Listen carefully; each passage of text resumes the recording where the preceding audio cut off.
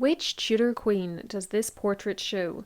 Once thought to depict the tragic Lady Jane Grey, an alternate theory holds that it is Henry VIII's sixth wife, Catherine Parr, and it is this theory which is currently accepted as true.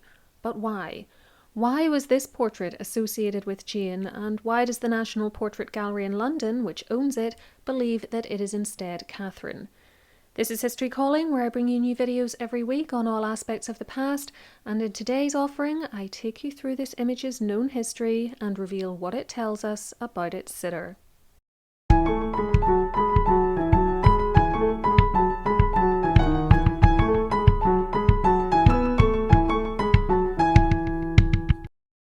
The painting in question, known as NPG, short for National Portrait Gallery 4451, is an oil-on-panel work created in around 1545 by the Tudor artist known only as Master John.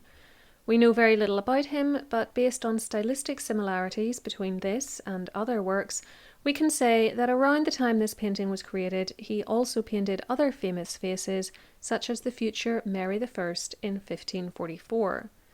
Writer Edward Town has speculated that he may have been John Shute, who died in 1563, but we really don't know. NPG 4451 measures 71 by 37 inches or 1803 millimeters by 940 and was purchased by the gallery in 1965. It shows a full-length image of a woman who is standing, looking off to her right and in front of a vivid blue background. Her outer dress is embroidered cloth of silver with a wide square neckline. Her underskirt is crimson and is likewise embroidered, this time with gold threads, as well as being studded with pearls. Her sleeves, which are fitted at the top, flare out into huge bell shapes and are lined with ultra-expensive lynx fur. They are folded back to reveal red undersleeves, which match the underskirt. These undersleeves are slashed open to show white fabric below, and we can also see the white of her shift around her cuffs and neckline. On her head is a French hood which covers her ears, but reveals her auburn or brown hair, parted in the middle. It is decorated with goldwork, as well as alternating pearls and precious stones, and has a black veil at the back covering the rest of her hair. As well as the hood ornaments, she is wearing a small fortune in jewellery. Around her neck we see a gold choker-style necklace inlaid with rubies and with 6 almost evenly spaced pendant pearls visible to the viewer. There may well be more at the back. In the centre of this necklace hangs a statement pendant, showing a dark-coloured stone over a larger ruby, both set in gold, and with a pearl hanging underneath. There is also a second, simpler necklace made of gold which disappears into the neckline of the sitter's dress. Around that neckline is a band of gold into which are laid sets of 2 pearls interspersed with rubies and other precious stones. Beneath that is a very large and very distinctive brooch in the middle of the chest. The top section is a crown garnished with diamonds, while I've seen the midsection referred to as a flower, so that's the description I'll go with here. It is comprised of what appear to be 2 large red stones, one on top of the other, flanked on either side by 2 triangular-shaped stones which appear black.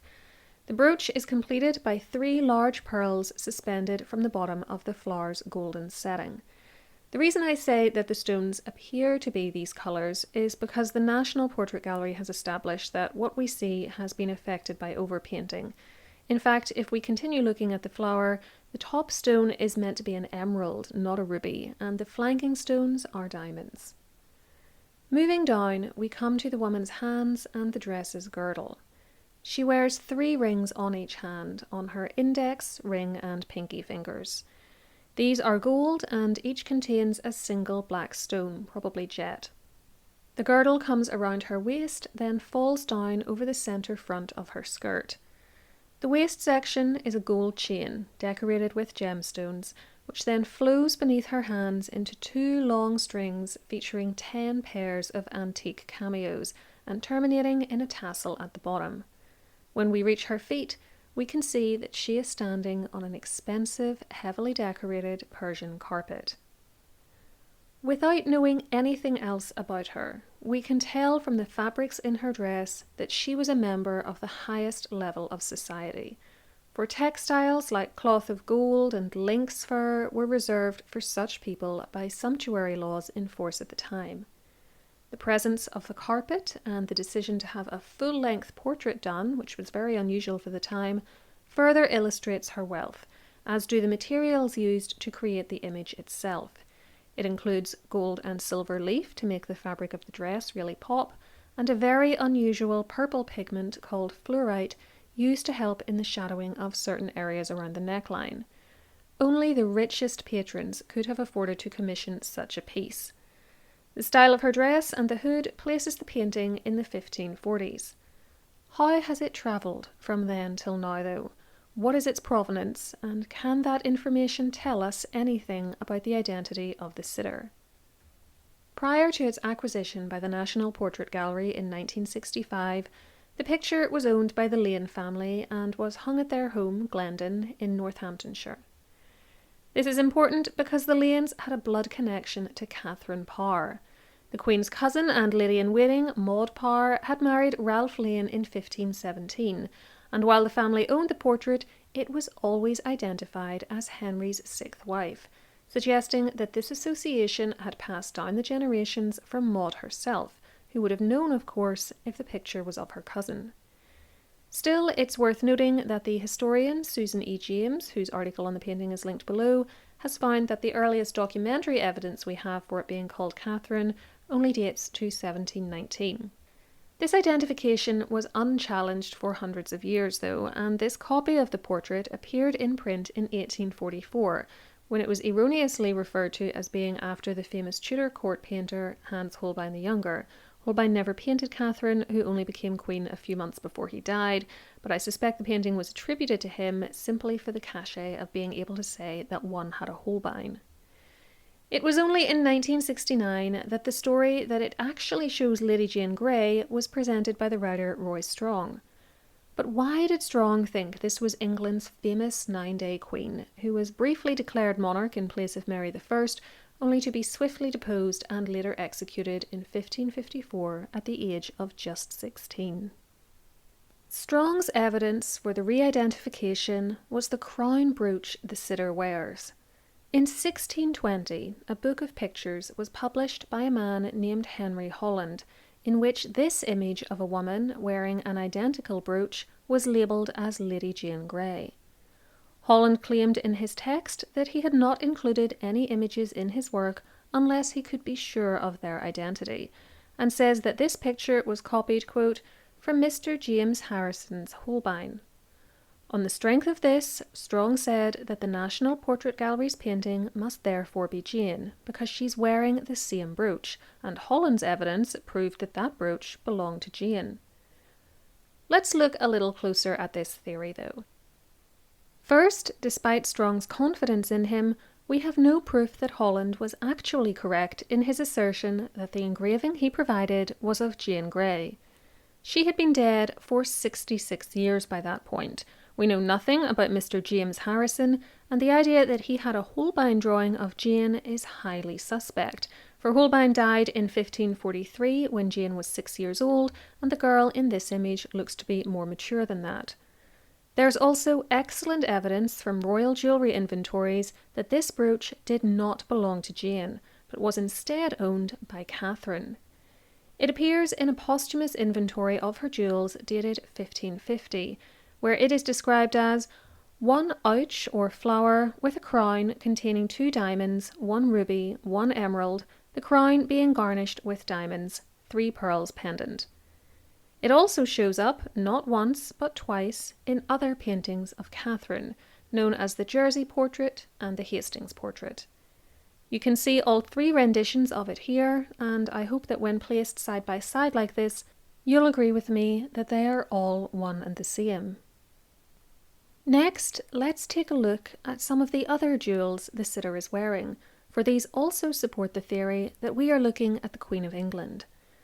Just like the crown brooch, the pendant around her neck shows up in another undisputed portrait of Catherine Parr, also held by the National Portrait Gallery. This is NPG 4618, and it is one of the most famous images of Henry VIII's final wife. Then there's the fact that part of the necklace in the Holland engraving looks remarkably like the Tudor consort necklace. This item is seen in portraits and images of all of Henry VIII's wives except Anne of Cleves, and I have a video all about it if you want to learn more. In its most recognisable form, as seen here on Jane Seymour, it was a long necklace made up of clusters of 4 pearls alternating with rubies set in gold quatrefoils. It then had a pendant attached to it with a ruby over the top of a table-shaped stone, generally accepted as a diamond, and a pearl hanging underneath. This pendant is even very similar to that seen in NPG 4451, and in fact I have wondered if they are one and the same, with overpainting responsible for the different colours of the stones. Now look closely at the chain section of the Holland necklace, not the choker. It is the same sequence of pearls and stones. The pendant is very obviously different, I'll grant you, but compare it to the pendant seen on the Hastings and Jersey portraits of Catherine, and we may well have a match. All 3 show a triangular shaped item with 3 stones, 1 on top and 2 on the bottom, and a pearl hanging at the base. So, the Holland engraving shows a woman wearing the Queen's brooch and very possibly one of her most famous necklaces too. Far from being a picture of Lady Jane Grey, if I was going to assign any identification to it, it would be Catherine Parr, especially as the crown brooch doesn't appear in a 1542 inventory of her predecessor, Katherine Howard's jewels, suggesting it was newly created for the King's final wife. Susan E. James says something similar, suggesting that it looks like a variant of the Hastings portrait. Before we get to the rest of the jewels seen in NPG 4451 and to comparisons between her and other portraits of Catherine and Jane, if you're enjoying this content, please remember to give the video a thumbs up and click the subscribe button with the notification bell switched on. This is entirely free and means that YouTube will let you know when I upload a video or post to my community tab. For more from History Calling, you can also find me over on Instagram, where I post at least once a week, and on Patreon, where I provide early access to ad-free videos, mini podcasts, blog posts, and more. This week, for instance, I'll be sharing with my time traveller and historical figure patrons the ultimate fate of Catherine's crown brooch. Thank you to everyone who already supports me on that platform, as well as those of you who make one-off donations to the channel here on YouTube using the thanks button underneath videos. I'm always blown away by your generosity, and it helps me to make this a full-time job. Next, we have the girdle Our Lady in Silver is wearing, with its distinctive set of cameos. This can also be traced to the Queen Consort's coffers, for it appears on the 1542 list of items belonging to Katherine Howard, where it is described as beads of white antique heads garnished with gold, containing 22 of goldsmith work, enamelled, set with red stones like rubies, having after a pillar of gold garnished with small pearls and small stones, with also Our Lord and Lady and St. John the Baptist, and also after a tassel of purple silk and gold garnished with red stones. Just as with the consort necklace, Catherine Parr will have inherited these jewels from Catherine Howard, and although by the time the girdle reached her, one set of cameos had been removed and the religious pendant at the bottom had been swapped out for a tiny little clock ornament, which you can just about make out in this picture, the inventory entry is otherwise an excellent description of what we see. It's interesting too, and this is just a little aside that popped into my head while I was making this video, that in a portrait held by the Metropolitan Museum of Art, which is potentially an image of Catherine Howard, aged 17, this sitter wears a little cameo as a brooch. I wonder if it is her, whether this cameo came from her cameos set. Let's think next about whether the woman in NPG 4451 looks like Catherine. We have a number of other images of the former Mistress Parr, which confirm her pale skin, auburn or brown hair, and slim figure. And while this is going to be open to interpretation, speaking for myself, I think these images all show the same lady. I see the same face shape with a pointed chin, a nose with a slightly bulbous tip and some slight under-eye hollowing, which makes sense for a woman in her 30s. Regarding Jane, we have no reliable descriptions of her, and the one painting we have which is likely to be her is the so-called Streatham portrait, which I have a separate video on that I'll leave linked below for you. It was created posthumously, decades after her death, and its poor artistic quality indicates a relatively untalented painter was behind it. It is not a great frame of reference for her looks, but I'll do my best. Like the NPG portrait, the woman in the Streatham portrait has red or brown hair, pale skin, and a slim physique. Nevertheless, she does not, to me, seem to have the same face shape. Her chin looks more rounded, her eyes are larger, and her nose looks longer with less projection out from the face. However, not everyone agrees with me. Susan E. James, in a separate article to the one I mentioned earlier, actually argues that although the Streatham portrait was painted in the late 16th century and was always marketed as an image of Jane, whose name even appears in the top left of the picture, in fact, the face pattern used was that of Catherine Parr. I'll leave it up to you to decide what you think. Back to NPG 4451, however. Let's now collate what we know about the sitter in this portrait. She's wearing multiple items from the jewellery collection of the Queen Consort, some of which appear in other confirmed portraits of Catherine Parr. She was painted by Master John, who was working for the English royals in 1544 and 1545.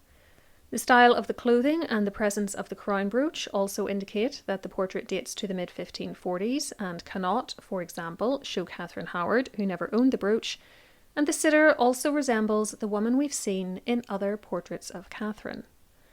Now let's set this information against what we know of Jane Grey. She was only born in 1537, making her a child of around 8 when the National Portrait Gallery's picture was created.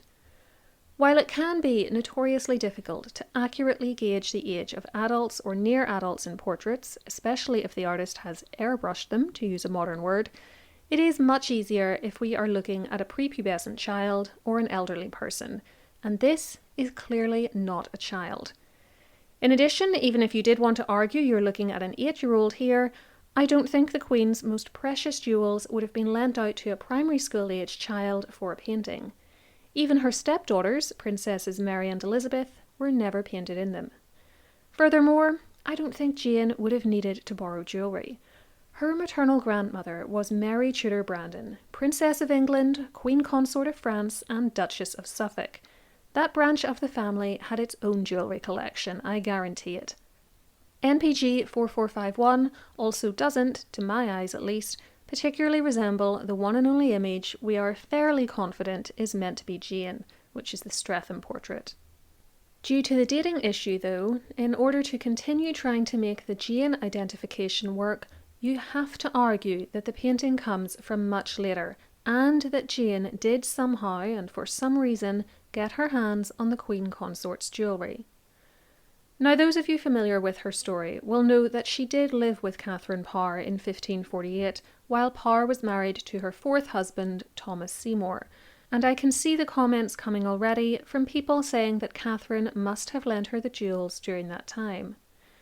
To that though, I would say, firstly, that Jane was still only about 11 years old at that point, which I feel is too young to be the woman in the silver dress. Second, we have no evidence that Master John was still working for the royals at that stage, or that the painting had been misdated. And third, Catherine couldn't have lent her the necklace, girdle and brooch even if she'd wanted to. After Henry VIII died and she remarried, her new brother-in-law, Edward Seymour, Duke of Somerset and Lord Protector for the young Edward VI, kept the Queen's jewels in the Tower of London, arguing that they were the property of the Crown, not of Catherine. He was not going to hand them over so that she could lend them to her ward for a painting, and if he had, we'd have a paper trail to show it, especially as Catherine likely wouldn't have given them back. Nor do I think Jane got her hands on them during her brief sojourn in the Tower as Queen in July 1553, and then sat for a portrait during those few days. There just wasn't time. Plus, a surviving list of jewels delivered to her while she was there does not include the crown brooch, girdle or pendant.